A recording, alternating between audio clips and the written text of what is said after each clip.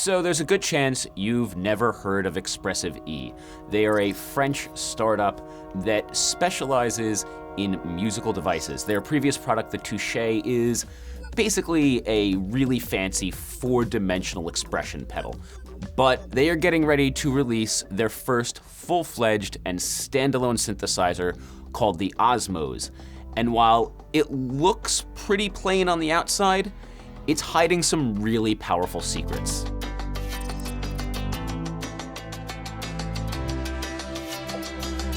So this is going to be the world premiere for Engadget here. It's called the Osmose. And what it is really a revolutionary new kind of keyboard instrument. And at the same time, it's also a natural evolution of the keyboard instrument as it is known, because we have here a normal keyboard, as you can see, and you can play normal keyboard parts on it, or have it in your studio or live. All the things you can do until now are possible on this as well.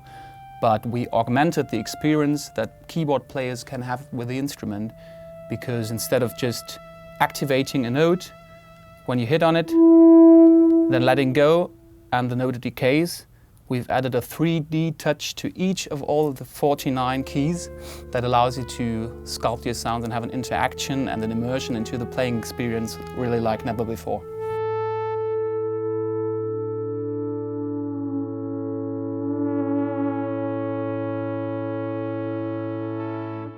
What makes the Osmose so special is its proprietary keybed.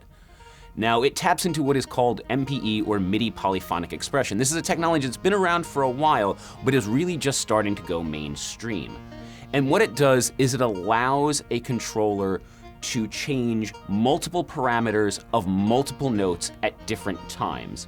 So think of it like this. If you're playing a synthesizer or a keyboard and you push the pitch bend wheel, all of the notes you're playing bend simultaneously.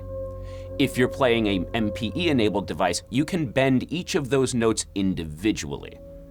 It gives you a lot more control and a lot more way to play expressively. Until now, though, most of the devices and instruments that have tapped into MPE have been a little weird, to put it lightly.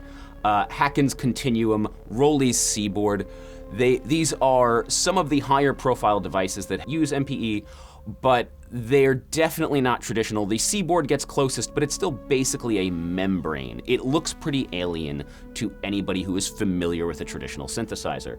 The Osmose is a traditional synthesizer in a traditional keyboard format. And this is important because if MPE is going to succeed, it needs to be approachable, and it needs to not scare people off with strange instruments that look like they've come from an alien world.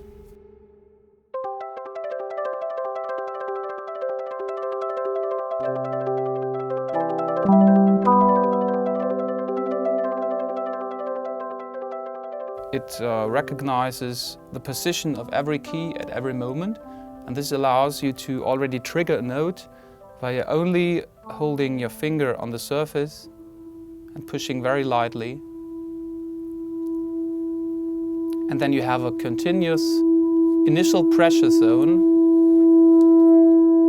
with which you can swell the sound, make it quieter again, and you have a nice resistance to the touch, which is the most important part, because we're the only expressive MPE instrument that offers a real mechanism that your muscle memory can adapt to and that feels gratifying, satisfying to play with. If you push further, you will recognize a certain resistance, and from there on you have the aftertouch that you just mentioned. And for the aftertouch part as well, you have several millimeters of key travel. And then you can wiggle the key sideways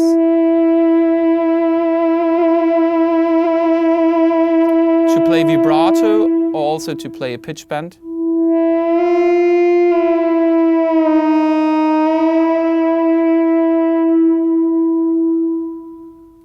And this means that you're really immersed into the instrument. Now, on the inside of the Osmose is a chipset and software powered by Hacken Audio, the makers of the previously mentioned Continuum. And that gives the Osmose the ability to do a whole bunch of different synthesis styles, from virtual analog to FM, But perhaps most importantly, it does physical modeling. And this is where MPE really shines.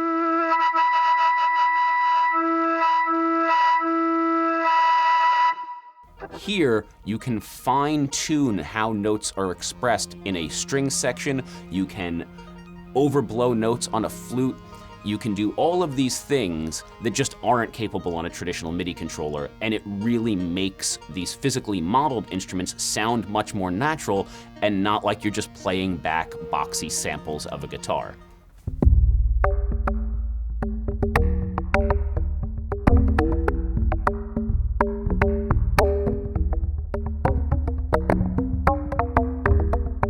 The keyboard feels great.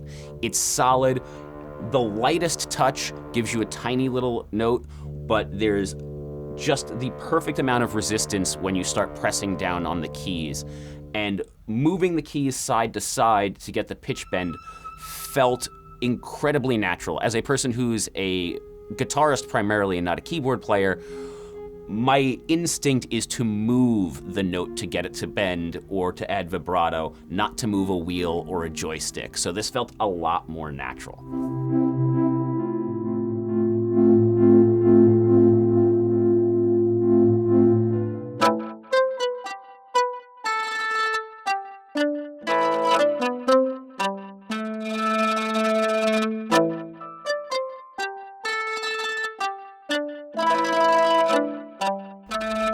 So the version of the Osmose I saw today is not final.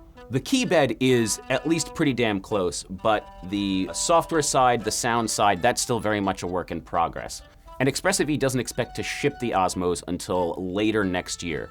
But they will be taking pre-orders soon, and it is going to cost you about 1,800 euros or $1,800 to get your hands on one.